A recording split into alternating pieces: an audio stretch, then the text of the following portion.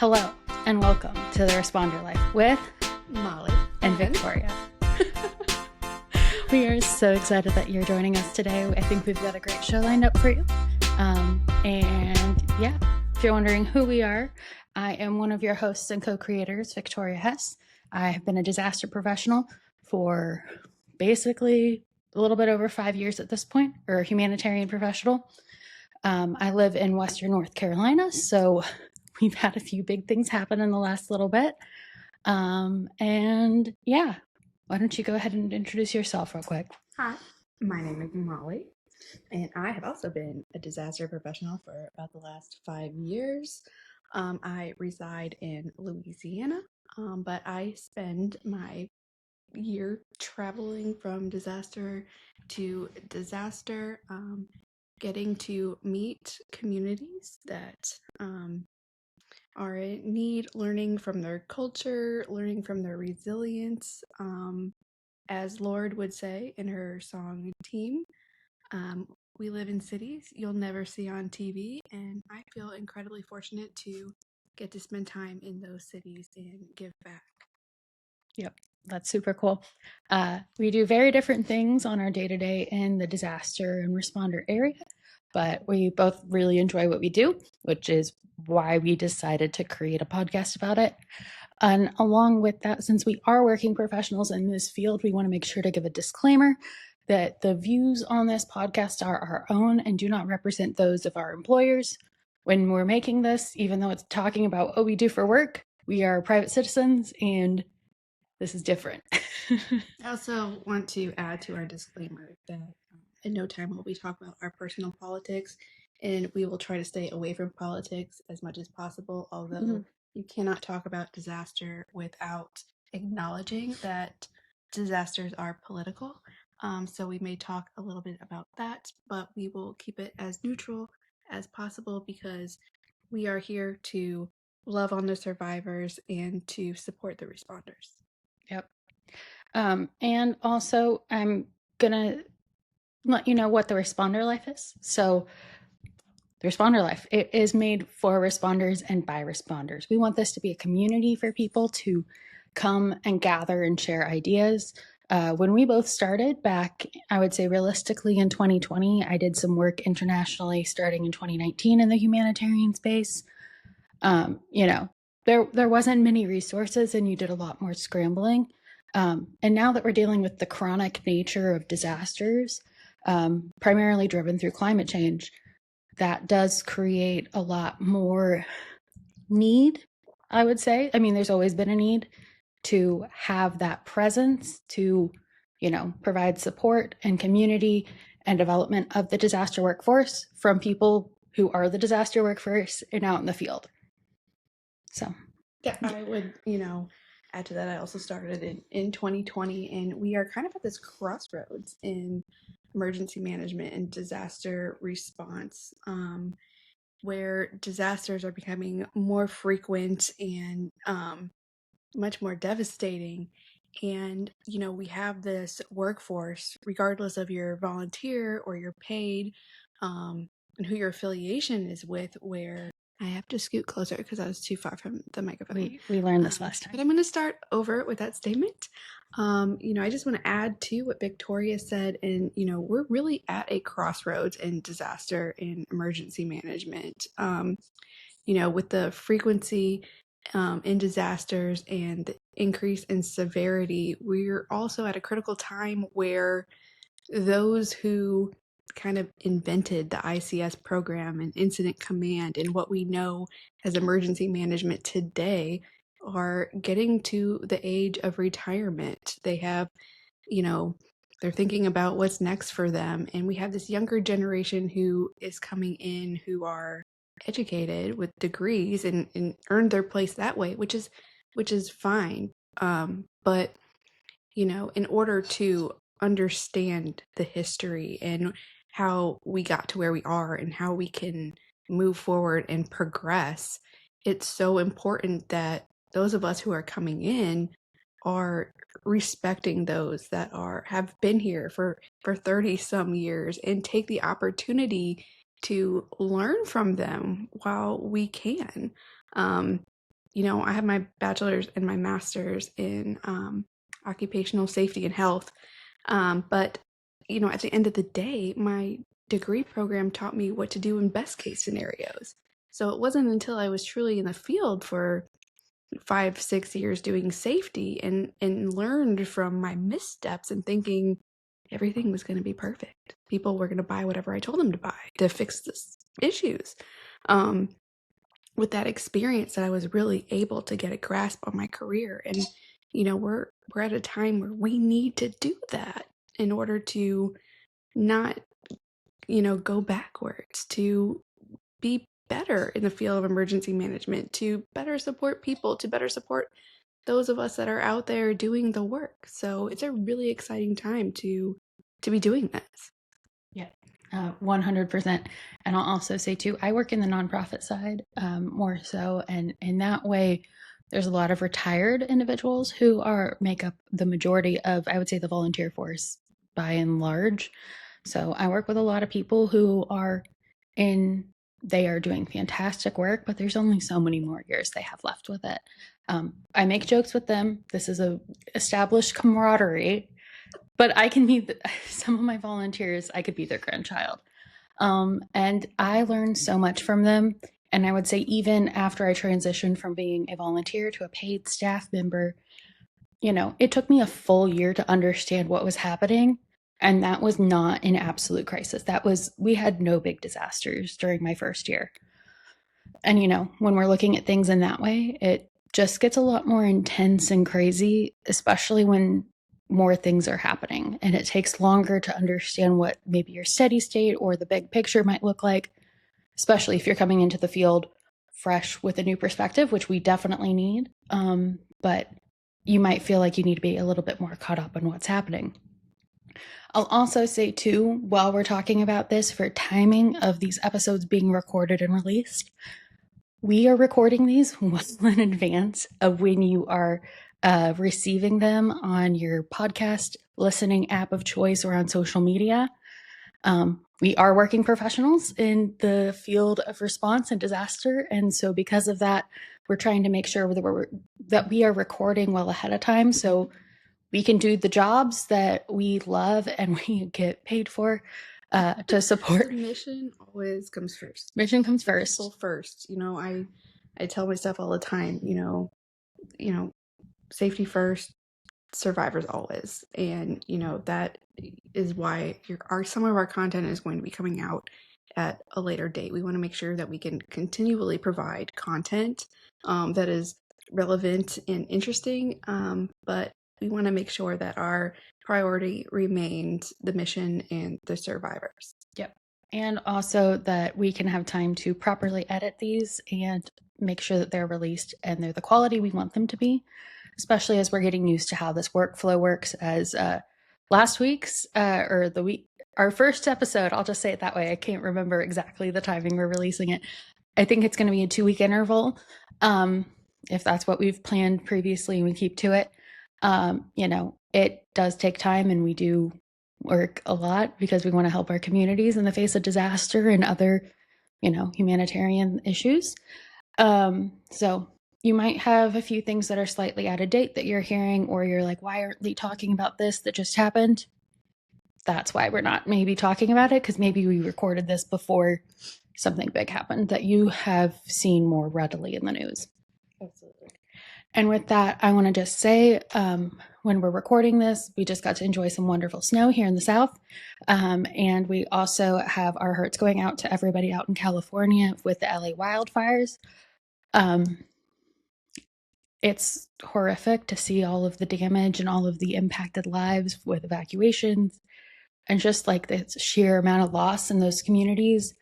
And our hearts go to those communities that are hurting and suffering and missing, maybe family members or loved ones, and they're figuring out what the new normal looks like.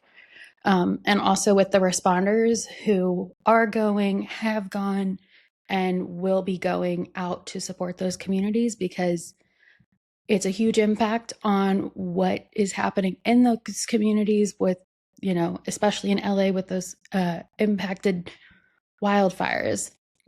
We also know that it takes a lot out of responders to be present and available in those communities and helping support people through that kind of loss.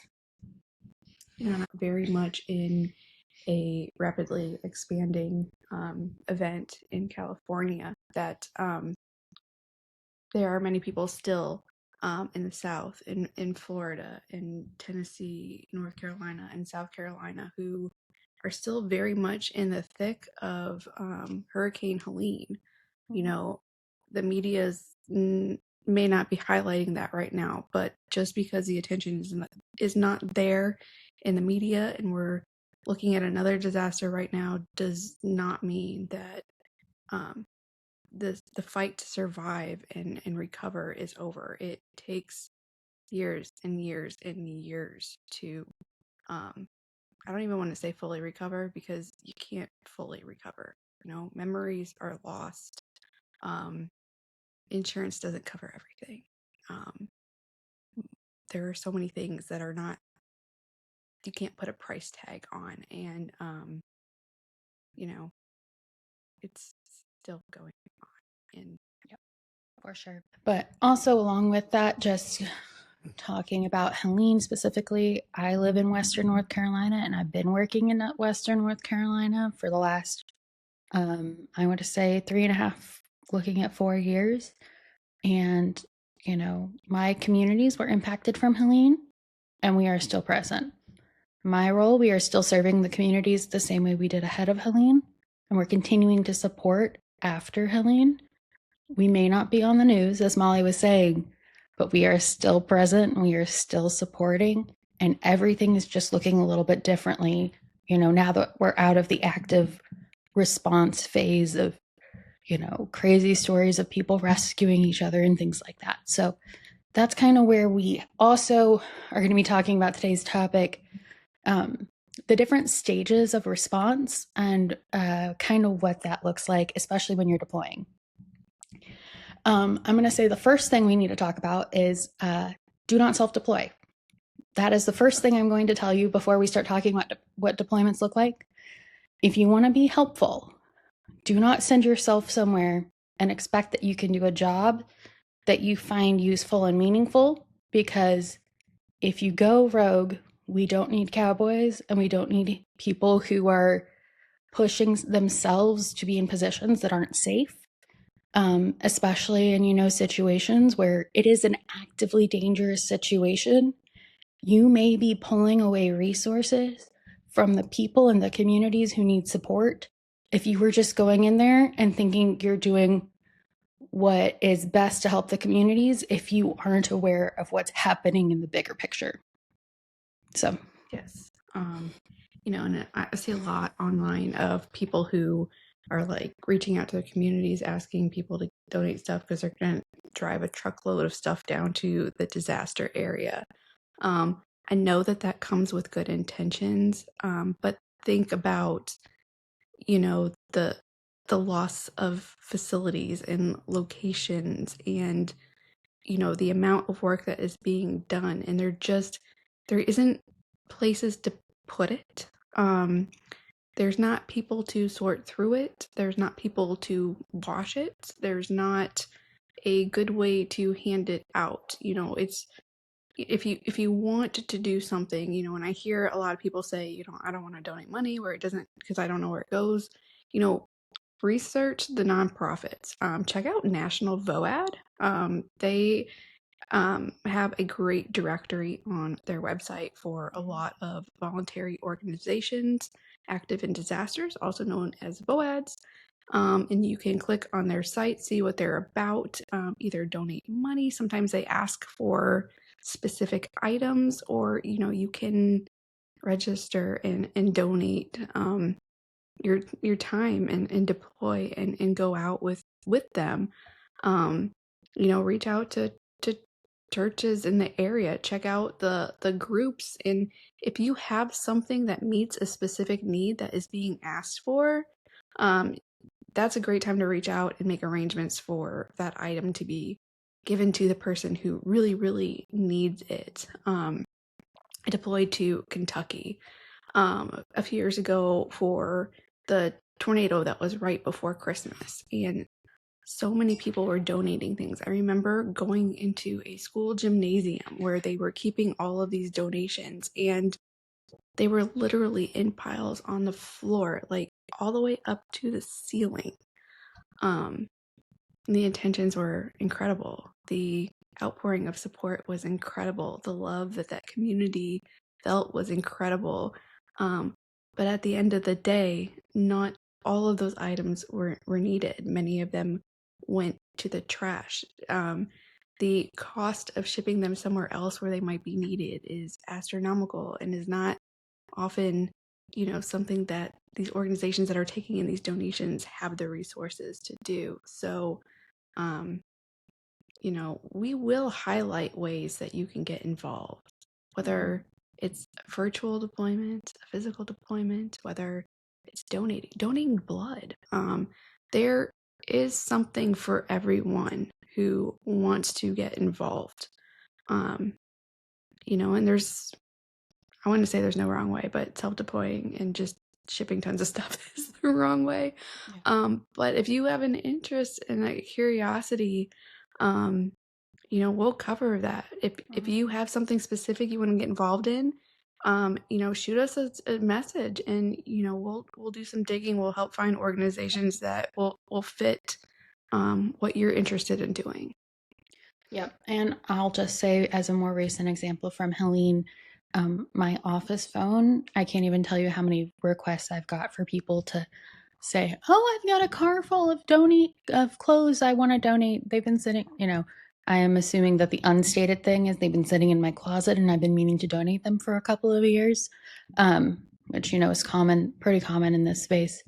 And there's literally nothing I can do with those when they ask. The other thing is, if you have a really generous donation that you want to be providing, you need to know exactly where it's going. Talk to the local, if you want to donate a camper or something, that would be super helpful in a lot of ways. But talk to local communities to have an exact need that is matched with what you are wanting to give.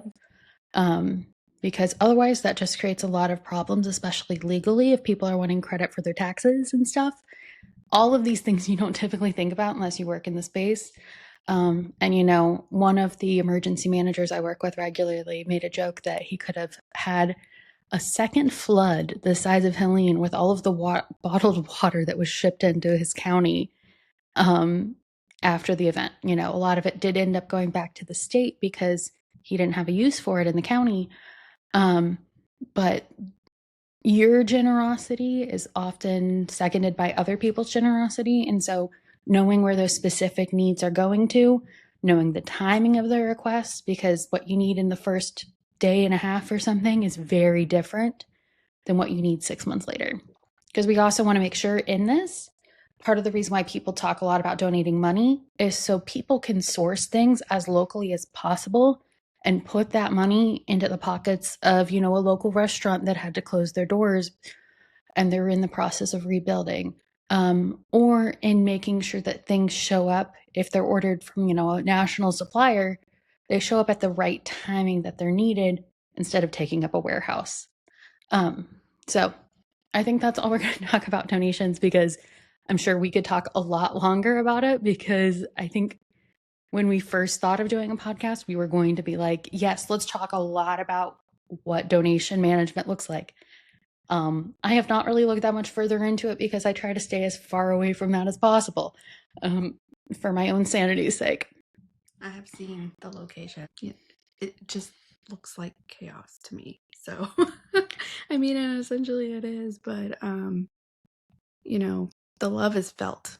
You know that. And, if you're donating something because you don't want it, because I saw a whole shipment at one of them. It was like a whole bag full of clothes that had pit stains on them. I don't think the survivors want that either. So yeah, maybe just throw those away. Remembering that people who have faced a disaster, there's still people who are, deserving of respect and kindness and dignity, especially that dignity.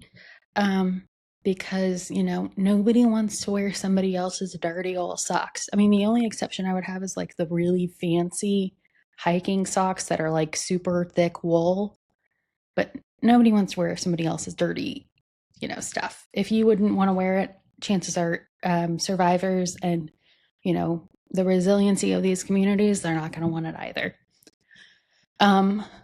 So yeah, I think the next thing we're going to talk about is what does it look like when you are deploying at the beginning of a disaster?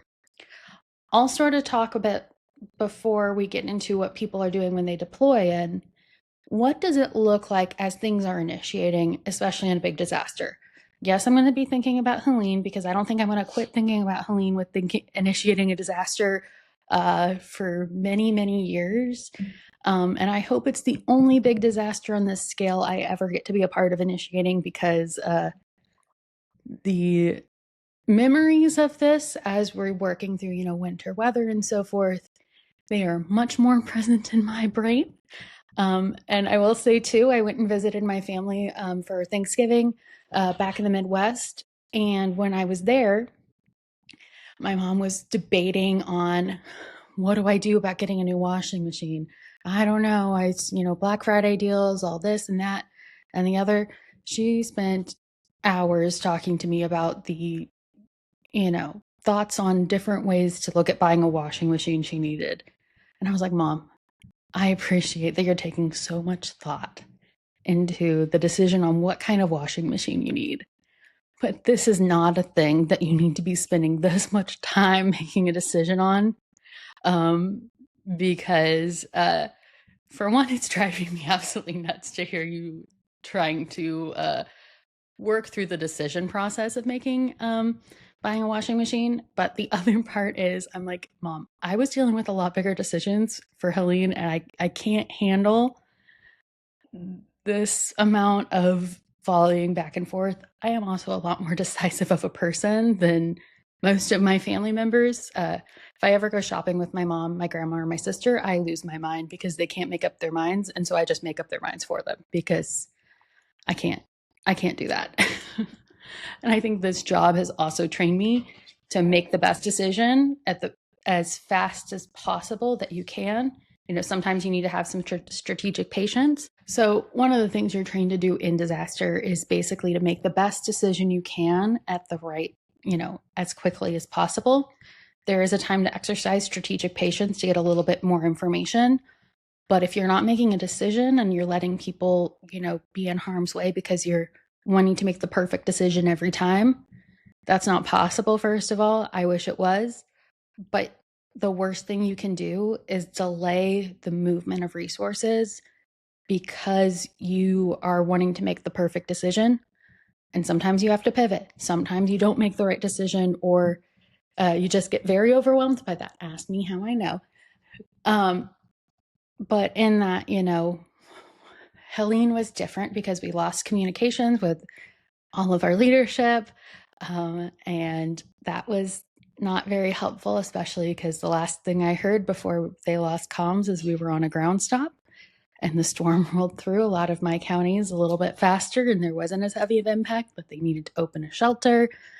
And so it just made things a little bit more complicated.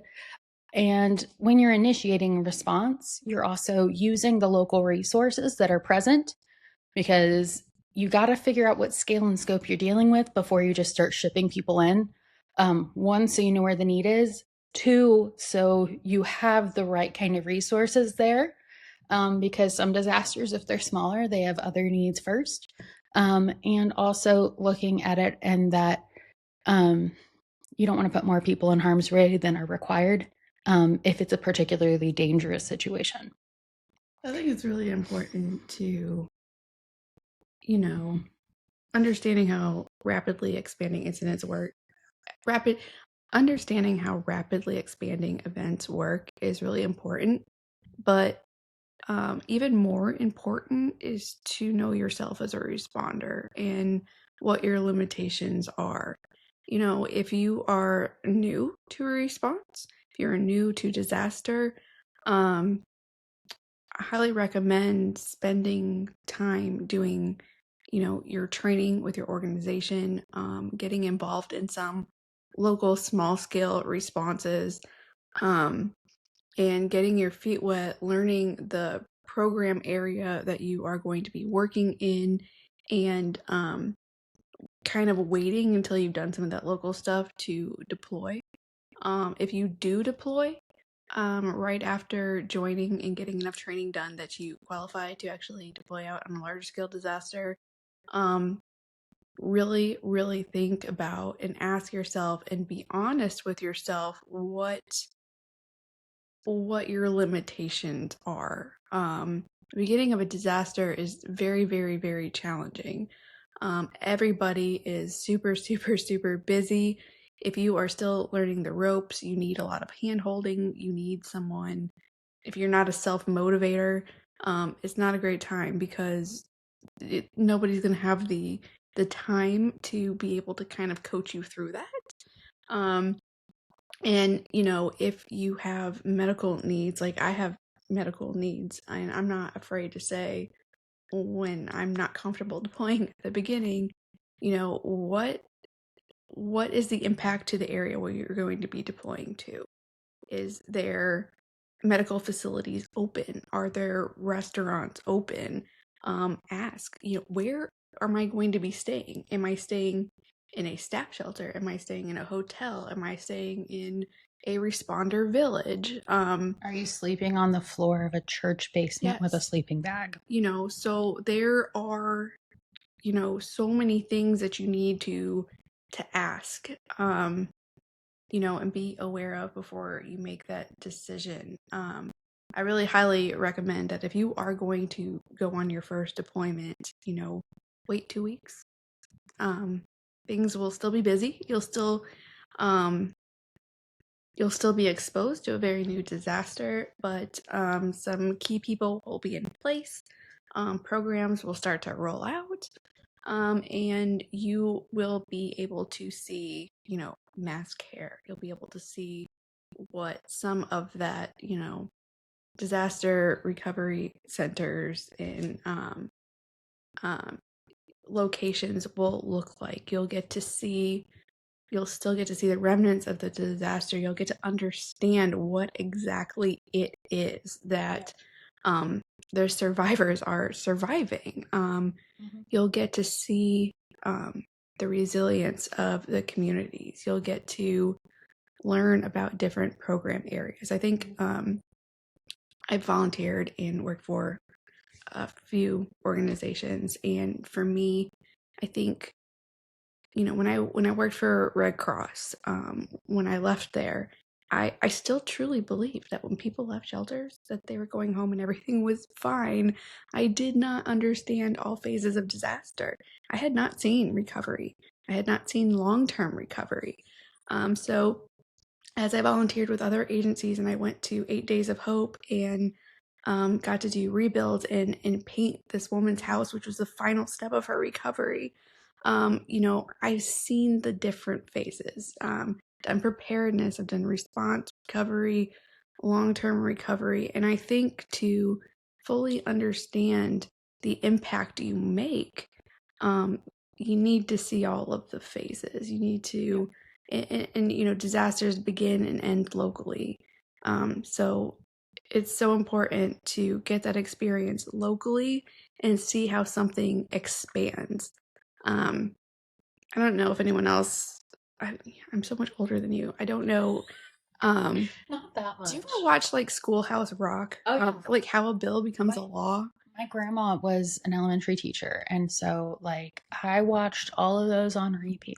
Those were peak childhood I for know that me. was like the best show. I wish that there was one on how a disaster gets a disaster declaration and how all of this works because it is confusing.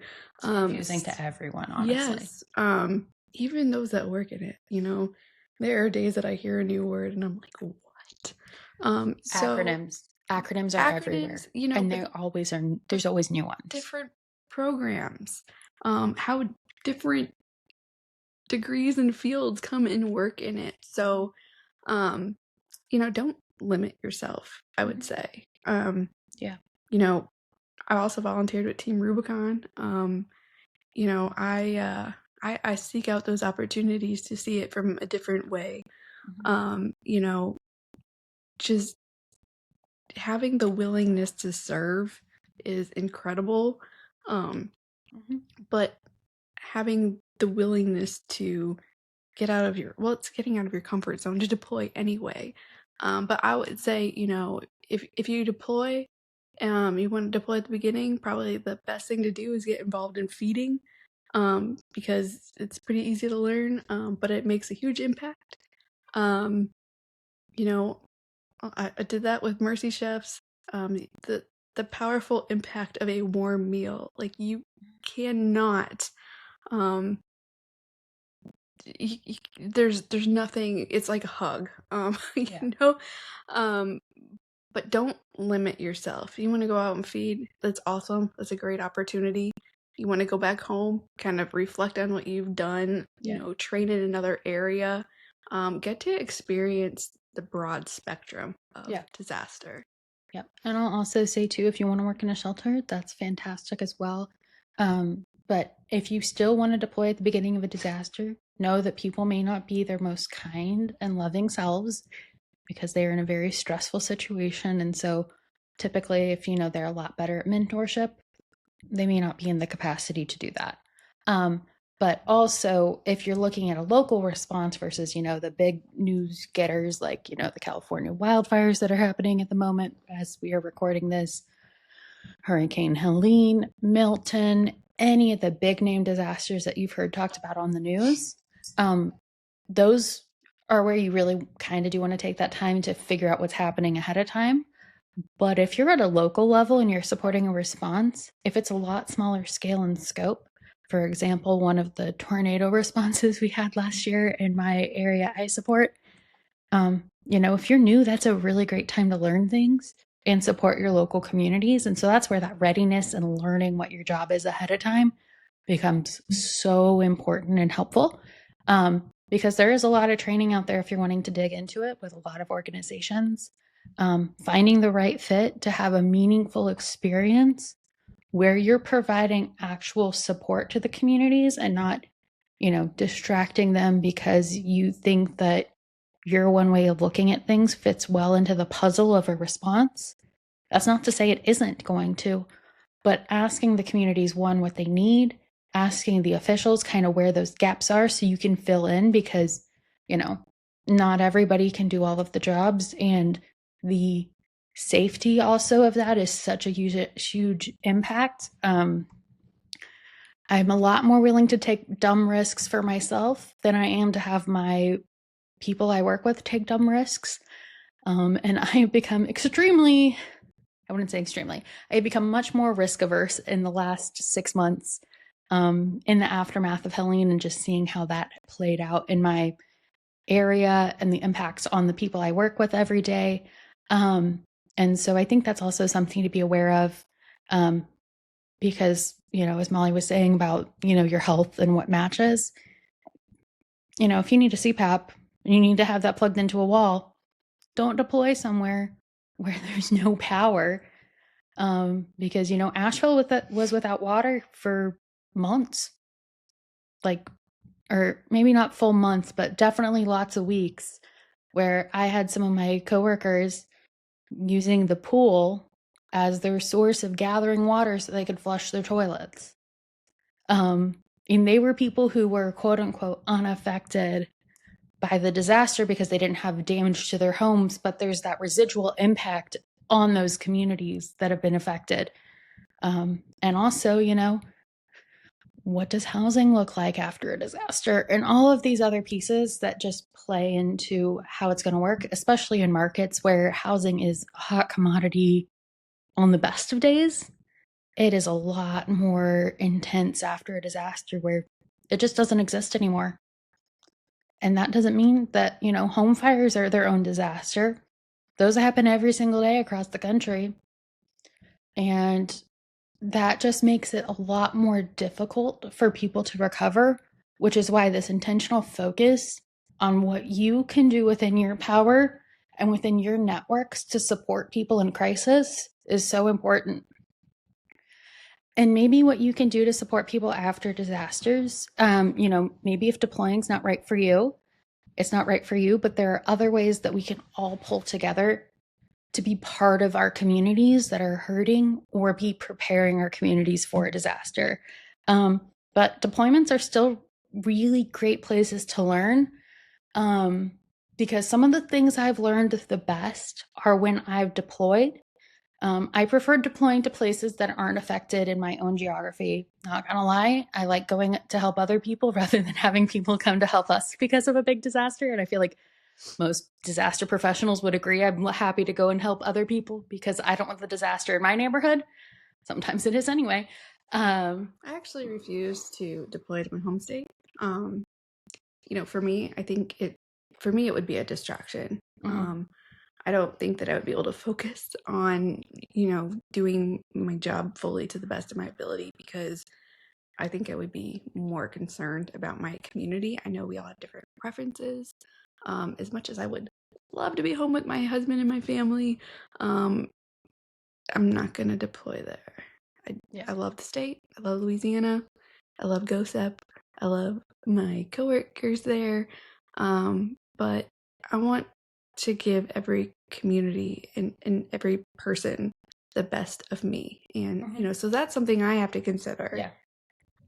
Yeah. And for me in my role, I was supporting Helene until I want to say a little bit after 2.5 weeks. And then I was told, hey, get some rest. You need to support your people otherwise, because my emotions were very much charged. But at that initiation place, I needed to be a part of it. I couldn't not be a part of it, but I was a lot more engaged in that space. But with how it impacted my geography, only about half of my, all of the counties I support have a disaster declaration from FEMA, but only about half of them had actual Helene impacts that are more long lasting.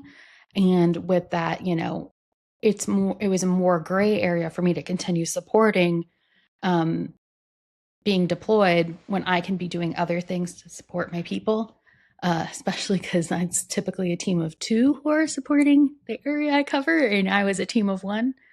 That was also not a very good time to be Victoria in a disaster. I was losing my mind, and I don't feel like that happens very often, but it was happening then. Um, but as we're looking at that and seeing how that happens, being a deployer, being a responder is so valuable and rewarding. Um, and sometimes the only thing that works out for the timing of you to deploy is to deploy at the beginning. But it's important that you go into that with open eyes and understanding of there are going to be different challenges for me to face in this than I would maybe have a few weeks later, because um, people may not be their best selves. They may not be able to give you the mentorship and support you need. But it's important to go into that with open eyes, as well as knowing, which partners and which relationships and which organizations do what you're interested in. If you're wanting to do clean out, don't volunteer for Red Cross. Volunteer for Samaritan's Purse or Team Team Rubicon. Rubicon. Team Rubicon. Um, and there's a lot of different other ways that you can do that.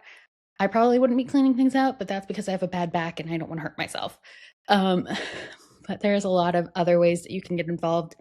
And as Molly was saying, even if you're donating blood, or your financial donations make a huge impact, because even if we're sending people to support, we do need people resources. If we don't have people, it makes it a lot more complicated.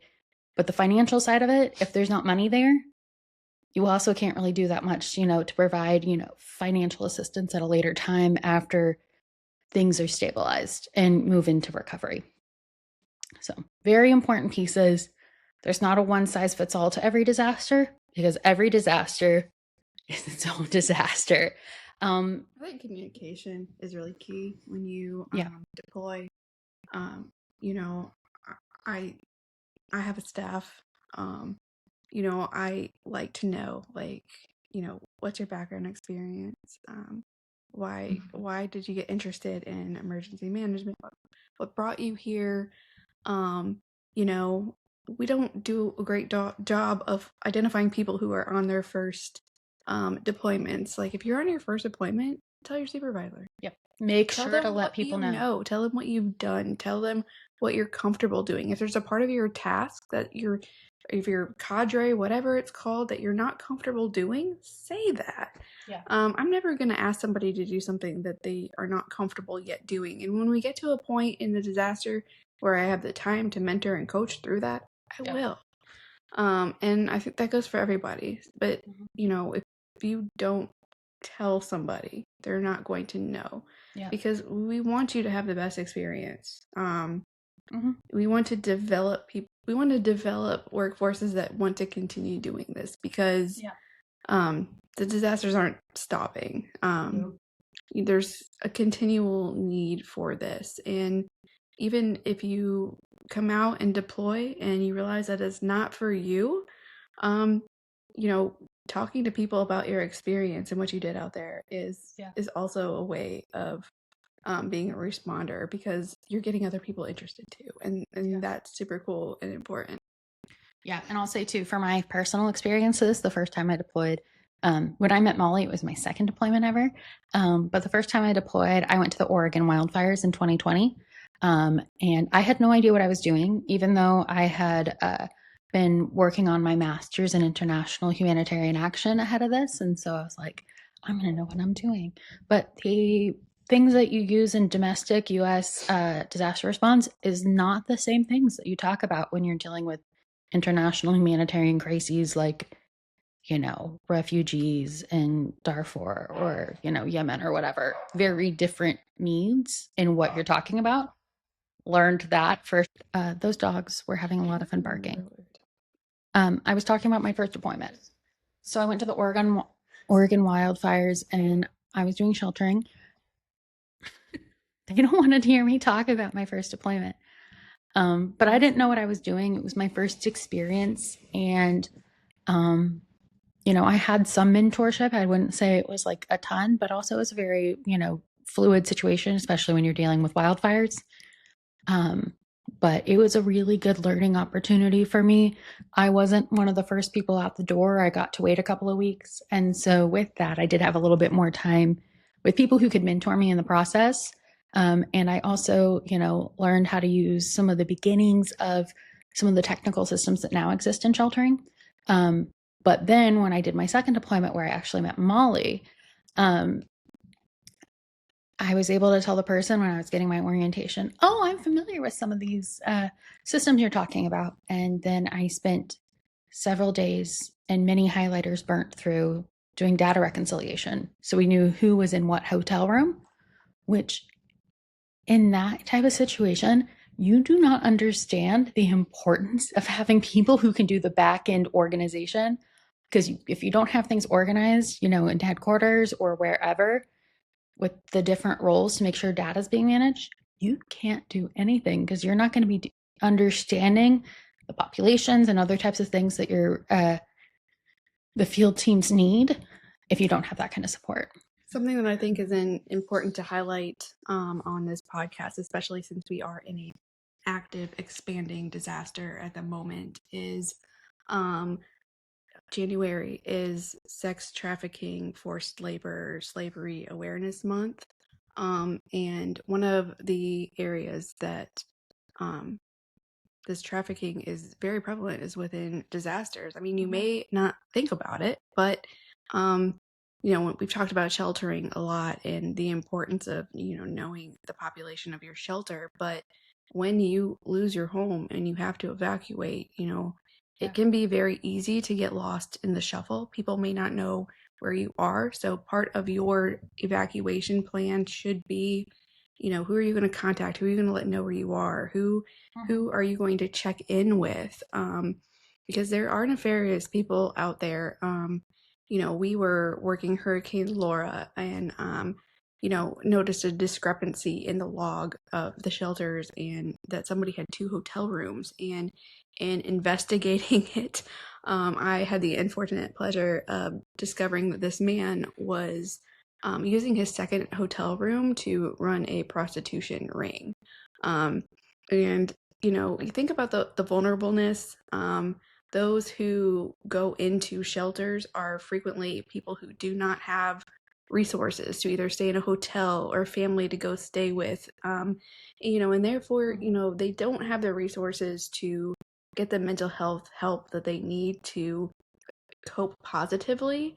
And they're drawn to the escape that maybe alcohol, drugs, sex, it is a temporary escape from the pain and suffering that they are going through. So they would get their disaster money, and then they would give it to this other guy in the shelter, and he would give them a card to get in the room. And there was a sex trade going on there. And you know I think this was the first time that I really, really learned that you can't really put a face to crime. I remember growing up watching like the Faces of Meth video, and it was very clear who was on drugs in those videos, but um you can't really stereotype who a person is who doesn't have your best interest in mind. This was a frail elderly man on crutches that was coordinating this little prostitution site in a disaster shelter. And we did remove him from the shelter, because it's putting other people at risk. These people are vulnerable. They're making these choices. There's kids around, so we did remove him. But this is also true when you're going to areas and gathering where there are other people who are surviving and waiting for assistance. They can come and you know imitate the different colors and clothes that different boads wear, and say, hey, I'm here to help you. There's shelter down the road, let's go, I'll take you there. It's warm, there's food, there's showers. And some of the things that you can look for is, who is this person picking to take to the vans? Is it all women? Is it all children? Are they being separated from people? Does the person not interact with other people from the organization that they're saying they're from? Are they taking you away from the site where other organizations are at providing assistance? They shouldn't be isolating or taking you to another location. So it is so, so important that not only, survivors out there are being hyper vigilant, and showing situational awareness, but you as a responder have the power to help identify traffickers during disasters. And, if you see something, say something. It's so, so incredibly important. Reach out to local law enforcement. Homeland Security has the Blue campaign. You can reach out to Homeland Security. You can go online, educate yourself about trafficking. I believe there's also ICS courses online, like the IS independent study courses as well, that you can take. But we are all here to support one mission, and part of that mission is ensuring that disaster survivors are not continually put in the cycle of being made more and more vulnerable. I want to say victims, but I don't like the word victim. But we need to support each other, and reporting and seeing things. See something, say something. You could save a life. And if you're not sure what your organization's process is for that, I can guarantee most organizations, if not all organizations, have documentation on outlining how that might work and ways to identify that within the context you're working in the disaster. And along with that too, if you're seeing things that you aren't sure of if it should be reported to the authorities, maybe not sure what's happening with the child, maybe being abused or anything like that, don't hesitate to report as a mandated reporter, even if you're not a mandated reporter, to the local DSS or other type of social services. Because as Molly said, see something, say something, because you might be able to identify something that can be followed up on by the professionals who do this for their career, to make sure that we are doing what we can to support our communities and make them better overall. And maybe that will help somebody get out of a really dangerous or bad situation. You know, I've never actually seen a disaster location where people are getting assistance that doesn't have law enforcement present or security. Yep. I'm Yep. gonna say it right now. I don't really care what your organization's stance is on it. If you witness trafficking or what you think Yep. is trafficking, don't wait to look up your policy. Oh, for Report sure. it immediately. If you see abuse, report it immediately. Yep. I don't know an organization that wouldn't 100% back you up on having made For that sure. decision. But looking up what your organization, how they look at, how they may see it identified in their populations. Also, I would say that's something you do ahead of time, not in the moment. But also, if you're working in that space and you see it, I also encourage you to tell your supervisor if you're deployed that you saw that, so that they're also aware that that's something happening in the space and they can report it up to leadership. Um, just so there's that continued support and making sure that we can, support our communities that are being affected. Disaster, recovery locations where people go to get help, these are safe spaces. Mm-hmm. And we need to maintain them that way. Yep. We all play a critical role in that, so Yep. It's very important. And I'm also going to say, even though we're talking about crazy stuff between last episode and this episode that happened in shelters, not every shelter is like all of these quote unquote war stories. I wouldn't necessarily say they're war stories, but experiences that we've had or we've heard of people having. Not every shelter is like this. Not everything looks like it, but it's important to know what's out there and could happen so you know better how to respond and react in the moment, because that's why readiness and preparedness is so important. Because if you're trying to figure out what things look like in the moment, when there's a lot of other things happening, you may not be able to make the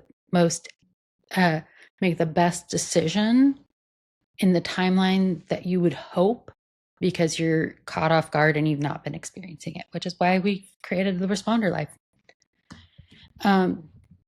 I think that pretty well covers everything we need to talk about today. Typically right now we are hoping to do a Q&A type of session, but as we are recording this before our first episode comes out, we don't have any Q's to A. You know what? But let's have a little fun. Yes, let's do something fun. Why don't you think of a question? Trying to think what would be a good question. Oh, here's our questions to each other for the day that we can answer. My question is, what is your go-to plane activity when you are stuck on a flight? My go-to plane activity is sleeping, but not really. I have a service dog. He travels with me on the plane, and he sits in my lap. And he has a tendency, if I fall asleep, to kind of wander into other people's lives. So I stay awake. And my go-to right now is Myrtle. It's like deductive reasoning, and each one is a true crime scenario where you have to determine. It's kind of like 13th Dead End Drive, where you have to determine like who the murderer was, what the weapon was, and where it was. Yeah. So it's kind of, I'm not that smart. So I've had the book for a couple of months now, and I've maybe only solved like 2 or 3. But also it's kind of hard to do them when Charles is moving in my arms while we're flying. But yeah, that's what I like to do. Yeah. My go-to plane activity is reading a book. My go-to activity anytime is pretty much reading a book. But especially on a flight, you get I have mobility issues in my neck due to breaking it as a child. I do not recommend that. That was a 0 out of 10 experience.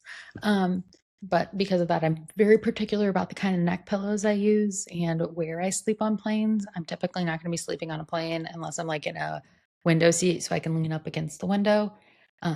That's mostly for long haul flights for me.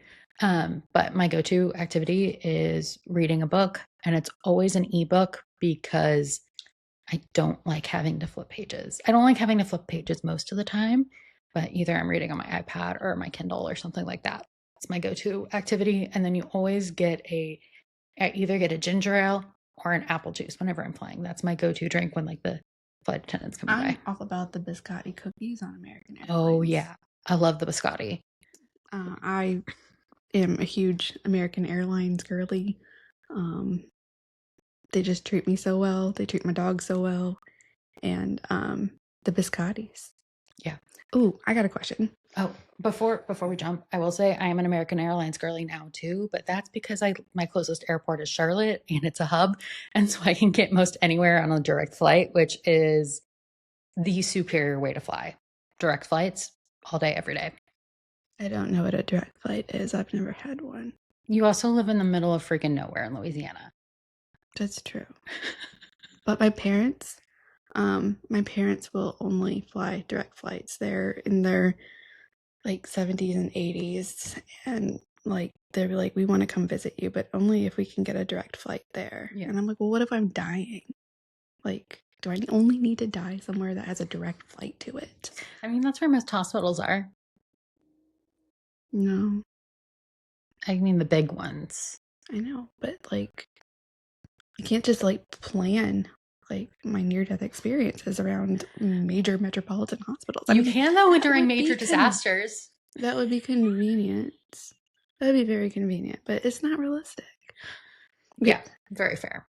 So what is your go-to on a day off in a disaster, like when you're away from home?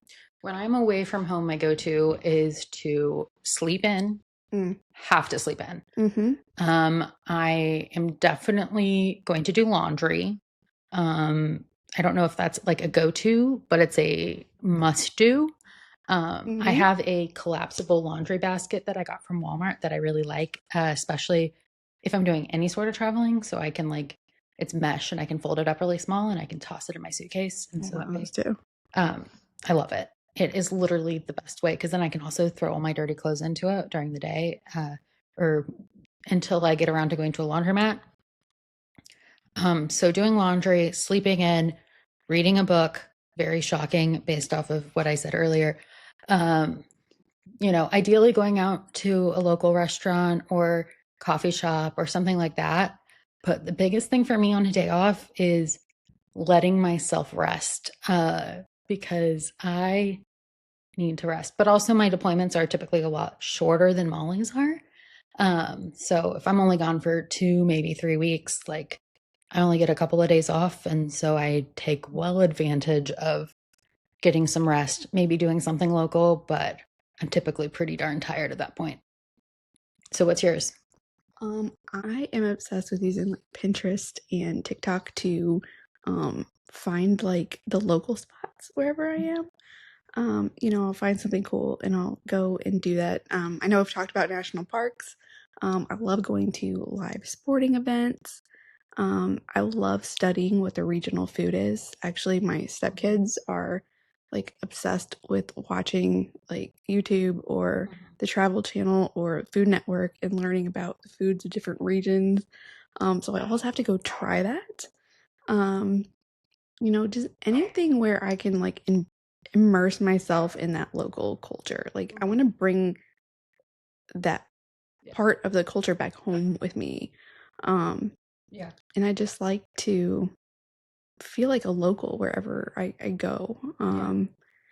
And spend my money in places where I know it's going to go back to those who were impacted by the disasters. Yeah.